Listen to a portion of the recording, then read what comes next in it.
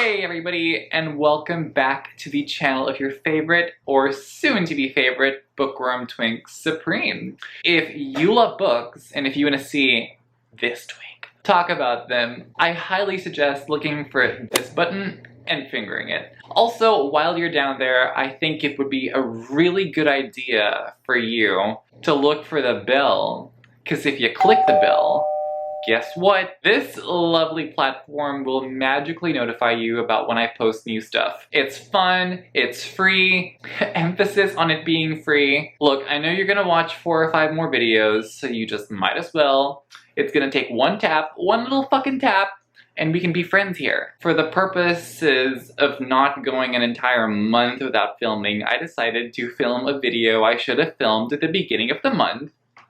And that's my October wrap-up, so hello, that's what we're doing today. Today I'm going to be talking to you about the books I read in October, and I'm going to completely wing it with no script, with no jokes, because I can't be helped. I don't even remember what I read this month, so apologies in advance if this video is an entire mess, but we will try. We will attempt, and if we fail, we just dump the footage and pretend it never happened, you know? Alright, so let's see, let me just pull up my list of books I read last month. And the first book I read is Pinned by Maris Black. It's this book, and this is a book that I don't know why I chose to read in October, because I should have ideally been focusing on horror books. So why I read a smut romance is just questionable, but we did it anyway. And I had so much fun with this book. Let me just tell you, okay? For those of you who don't know what smut is, it's basically this. But in the case of this book, since it's 2 guys, it's this. So yeah, good stuff. So we follow this guy. I can't remember the names of anyone in the books I've read, so we're just gonna improvise. Let's rename them. So Bob, we follow a guy named Bob, and he is coming from a very tough life, and because he's coming from a very tough life, and because his life is tough, he has to get into college through a scholarship, I think. So he gets into this university. I think it's a sports scholarship because he's a wrestler. So he gets into this university through a sports scholarship, and I could be wrong, fact check me in the comments. And he is this wrestler, and upon arriving, fuck, what's this book about again? Okay, so wrestling, right? Lots and lots of flesh on flesh pounding, which leads to more pounding. Look, honestly, I don't even remember the plot that much. I only remember that the love interest, I think his name was Beck, was like the best boyfriend in the fucking world. Like, he was like unrealistically understanding and sweet and compassionate, and despite all the shit that the main guy, all his baggage, he was accepted, mind, body, and soul, and I was like, this is an unrealistic standard. There's a reason why books are escapism, because people this good at being people just don't fucking exist, okay? Okay, so the love interest was really good, and there was real good, you know, wrestling. I forgot what I gave it. I gave it 4 stars. This video is already fucking trash. Who cares? So the second book I read is a book I actually do remember the plot of, and that is a horror book, and that is Dear Laura, Where the Fuck Did My Books Go? Okay, here they are. Dear Laura by Gemma Amor. And so this is a horror book, and we follow this girl and woman named Laura because it's 2 timelines. We follow her when she's a young girl, and we follow her as an adult. And we learned that her boyfriend from her childhood had gone missing, and every year on her birthday, the man who supposedly took this guy sends her these clues for certain geographical locations for her to go to. So every year she goes to these locations, no luck, but one day she realizes a clue with all these locations and tracks this guy down. This book was quite short, but it packs a real big punch. I enjoyed this book so much. It's really chilling, it's really scary. For a short book, it feels like an entire story, and we get to feel so much for Laura throughout the book, especially when she is an adult and she's dealing with all her anxiety and all the trouble that comes with having been stalked by a kidnapper and potential killer her entire life. So good, moves at an incredible pace. I gave this book 4 stars. Great stuff. I highly recommend it if you're a horror fan. Yes, yes, yes. And yeah, so after that, I was chatting with my good friend Gabby from Gabby Reads, and I was telling her about Pinned, the first smut-tastic book I read at the beginning of the month that I just told you about, right? And so, because I liked that book so much, she recommended me a book that's similar called Him. It's actually a duology. It's Him and Us by Serena Bowen and L. Kennedy. I keep mixing up their names. Like, I keep saying Serena Kennedy and L. Bowen.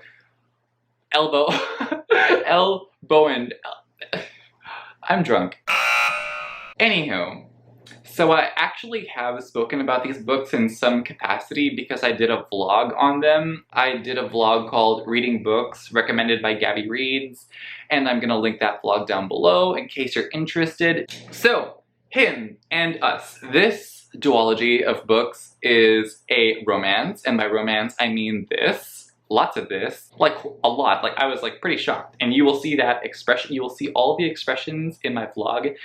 Anywho, so we follow these 2 men. Their names are Jamie and Wes. So they are hockey players on opposing teams, and one summer they end up being coaches in this hockey camp in a place called Lake Placid. And they reunite after an event that ruptured their friendship in the past, and we see them finally reunite and come together, and that pun was so totally intended. I did really enjoy this duology. The first book was one that I thought was very escapist, very fantasy. It did have some semblance of serious subject matter in the latter part, but for the entire book it was just like a literal like fun ride of when are they gonna, you know, go to Pound Town, right? But the second book shocked me so much because it completely holds back on a lot of the super special fun couples yoga, if you know what I mean, and it replaces that with a commentary on the idealized power couple, meaning you have 2 attractive people who both have jobs, who both seemingly have their shit together, which is Jamie and Wes, but despite that, like, no couple is immune to hardships, no couple is immune to bad hair like what I'm fucking dealing with now. I control the outcome. And what am I saying? What was I saying? Literally, what was I saying? The end goal of book 1 is a relationship, and book 2 tells you about what happens after a relationship, what happens after I do, what happens after you say yes to going steady. It shows the hardships, it shows the feelings of self-resentment and inadequacy, hating yourself and not thinking that you're enough despite the fact that your partner verbally validates you. It's so good. It was so good. I was really shocked at how much I loved the second book, honestly.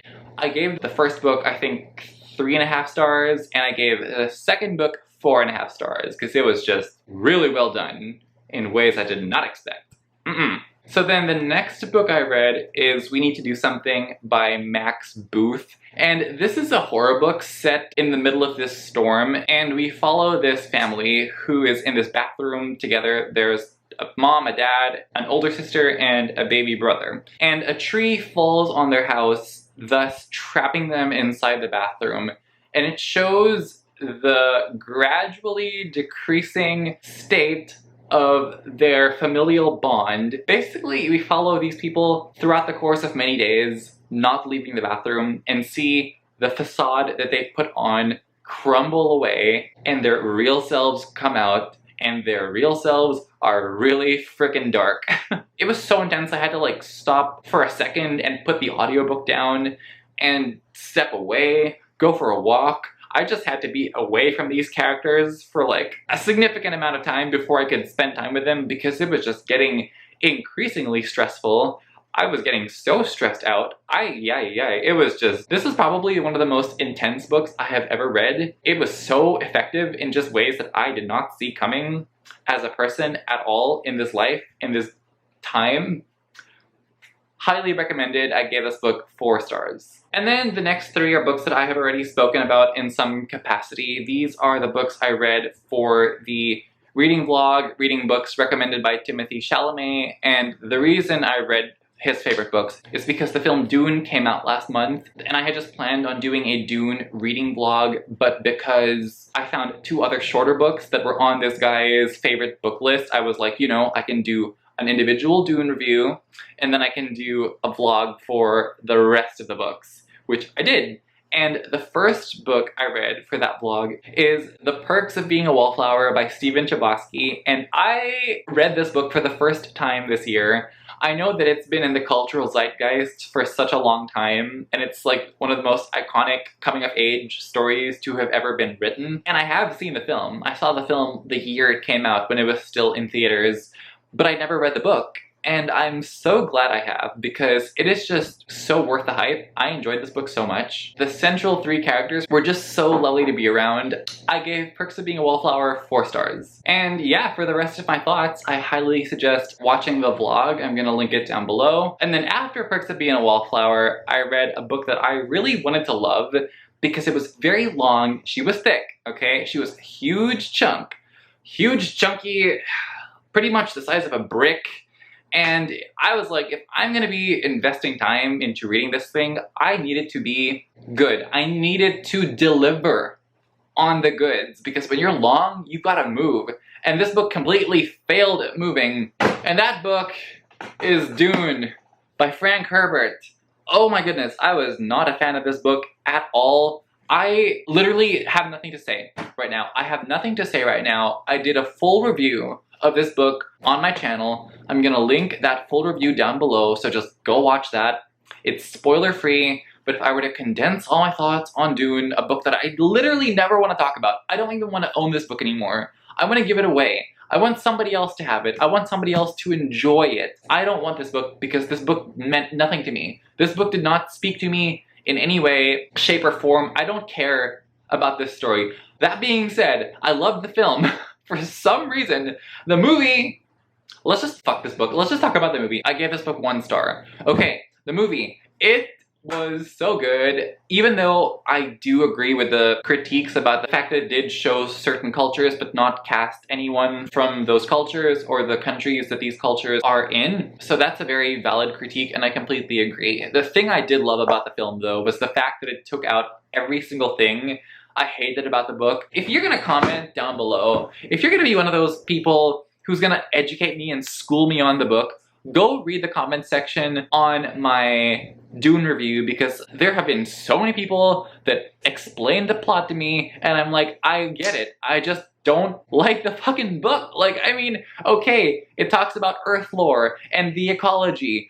I don't give a fucking rat's ass, okay? Period. You can't force someone to like a book, okay? Like, I can acknowledge that this might be a good book in certain people's opinions, and that people way smarter than me like it, but I don't give a shit, okay? The 3rd book I read for that reading vlog was Volume 1 of Yu-Gi-Oh! By Kazuki Takahashi, and this is clearly not Volume 1 because my copy of Volume 1 is somewhere and I don't feel like digging for it. So I just pulled a random copy of the manga from the shelf. This one's in Japanese because I purchased this when I was in Tokyo as a souvenir, but the English ones are in a place I would have to dig for, and I can't be bothered to put in any more effort than I already am right now. So in this manga, we basically follow this guy named Yugi, and it's set in a world where this card game exists called Duel Monsters, and I'll show you some of the cards. They look like this.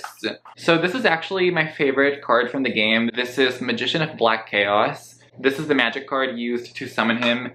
And this is my ultra rare, this card's really rare, I think it's pretty expensive, ultra rare Monster Reborn. I had never read the manga, so I was really glad to hear that this guy was a fan, because thanks to him, I got to read Volume 1, and I gave it 5 stars. Volume 1 was actually the events before the events of the anime, because this card game did not happen in Volume 1. It was a game that had happened in succeeding volumes, and the fans liked it so much that it ended up becoming the main thing of the manga and then the anime. And I'm gonna stop with all my nerding and bitching. I loved it so much. It was nostalgic. I gave it 5 stars. Yes, I gave this 5 stars, and I gave Dune 1 star. Please unsubscribe. Tell me I'm an idiot in the comment section so I can block you and then move along with my beautiful day. So then after that, I read A Head Full of Ghosts by Paul Tremblay, and this is my second book from this author. This is my second Paul Tremblay book, and it was absolute garbage. I hated this book so much. We basically follow this family, and they have reason to suspect that one of their daughters is possessed by a demon, and it's so boring. It's just so boring and so self-indulgent, because the younger sister in the future, looking back at her past, and the way it's just narrated is just so pretentious and just so annoying. And it's interesting for a while, but then he just beats you over the head with like how much he knows about the horror genre, and it's just like, I felt like I was reading a textbook. It sounded like somebody on a soapbox trying to convince you that they knew about horror, and I was just like, I get it, and I got it 30 pages back, so I don't know why you're still talking. So I gave this book 1 star. It was terrible. I just don't get it. I do not get the hype. I don't understand. If you're a fan, can you please tell me what is so good about this author's books, because I don't see the hype at all. So then after that, I read The Last House on Needless Street by Katrina Ward. I read this book because it was the pick for the book troupe, which is my good friend Gabby's book club. We basically follow this guy whose name I forget, and he lives in this house, and he has a cat named Olivia and a young daughter who we have reason to suspect is a victim of kidnapping. To suggest that this book has twists is an understatement, because it went into so many directions I did not expect. I can't really say what I love the most about this without giving away the big thing. Okay, let's just put it this way. Certain thrillers have certain tropes that are very problematic because they demonize certain people with certain conditions in order to reveal a plot twist, okay? So this book takes that trope and it completely subverts it in such a unique way that I didn't see coming, but when I read it the way it was presented here, I was just like, wow, this is incredible. So I gave this book 4 stars. I wouldn't classify it as horror though, so if you go in expecting to be scared, maybe temper your expectations a bit. And then after Last House on Needless Street, I read the most WTF book I have ever read in my entire life, and that is Succulent Prey by Wrath James White.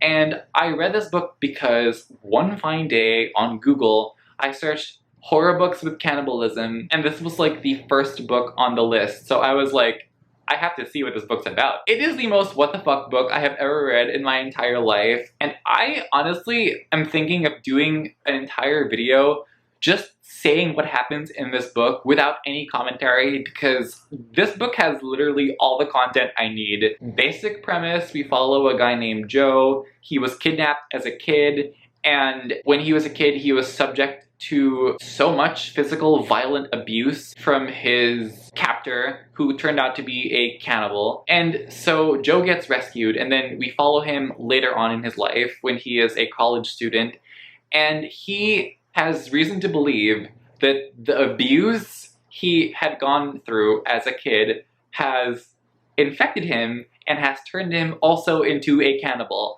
And I just don't want to say any more beyond that basic premise, because this book is just wild. It is just so wild. I wasn't scared. Honestly, this is one of the funniest books I have ever read. I was just laughing my ass off the entire time. I don't know how one speaks about a book like this, honestly.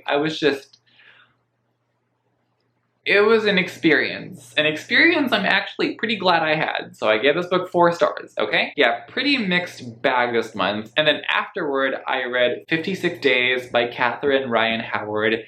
And this is a book set during the thing that has kept us at home for almost 2 years.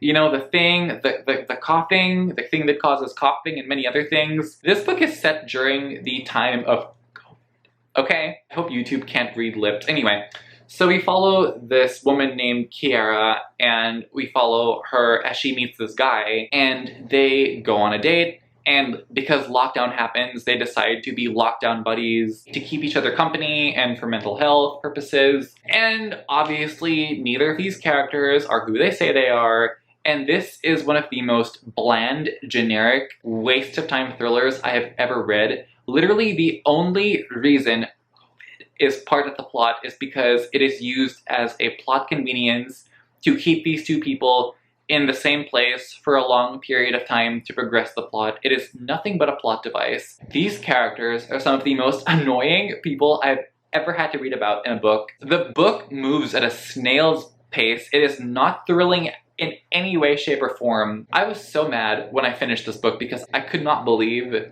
how lazy this was. It was just lazy storytelling. It was plot device after plot device.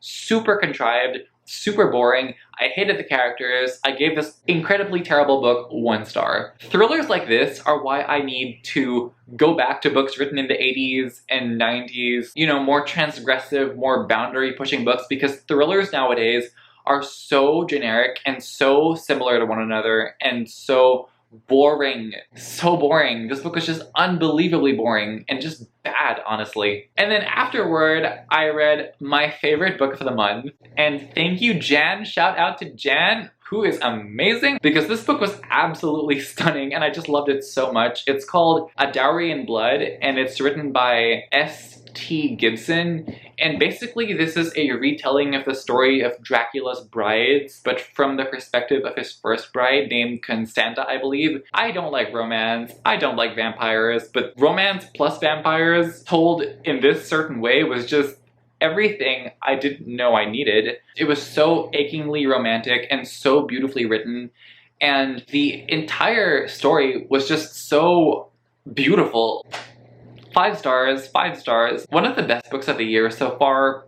Definite contender for top 10. I loved it so much. So the next book I read, and I'm not going to spend too much time on these books because I did read them for a vlog, and it's a non-spoiler vlog, so feel free to watch that vlog down below. And this was for Gabby and Olivia's readathon called Camp Summerween, where we basically read a bunch of horror books throughout the weekend of Halloween. So the first book I read for that readathon is You Should Have Left by Daniel Kleeman. I don't even want to talk about this book. It's one of the worst books I have read all year. It's basically a ripoff of The Shining. It's so terrible. I hated it so much. It's garbage. I hate it. I don't even want to talk about it right now, honestly. I gave it 1 star. So unscary. It was incoherent. It was just a complete garbled mess. It was only 80 pages long and it was so unbelievably boring. I just erased it from my mind. And we're gonna talk about another book right now, and we're gonna talk about the other book I read, and that is Ritualistic Human Sacrifice by C.V. Hunt. C.V. Hunt is somebody I want to be best friends with after having read this book because, oh my goodness. So this book is about this guy. I don't remember his name, but he is the husband to this wife who's a real see you next Tuesday, if you know what I mean. And basically, she did something that made me hate her so much early on in the book. Basically, they agreed to not have kids. They agreed to have a childless marriage. And she went ahead and had a kid without his consent and was basically like, you're gonna raise this thing with me whether you like it or not. So basically, the story moves along because he decides that she got to do an important decision in their life, and so he's gonna make an important decision too without her consent. Because he purchases a house in the middle of nowhere. It's a giant house, and everybody in that town is acting really weird. And this book focuses on what happens when they move into the house. And I just don't want to say much more, but the title is there for a reason. And things happen. And I honestly loved his commentary so much. The thing I love most about this book, and I think this is going to be a make it or break it for most readers, is the narration of Nick. The main guy's name is Nick, because he is such a cynical jerk and he's such an asshole, and like the whole story is narrated through his disdain for the world and everybody around him. So I can imagine many readers getting very annoyed with him, but I personally found his narration to be really lovely and refreshing and honest, and honestly just super entertaining. This book is really funny. I don't know if that's a common theme with extreme horror, because, you know, some horror, like The Summer I Died, is extreme but also super disturbing and will not leave you feeling happy.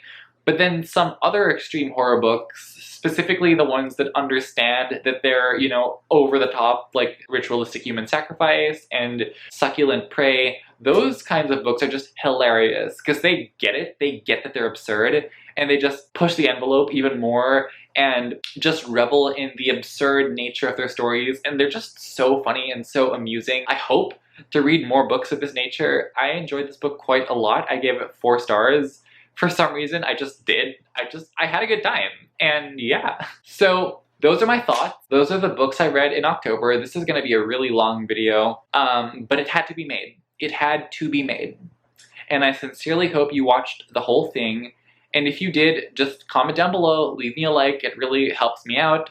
Go watch 4 or 5 more videos if you would be happy to support me. I could really use it.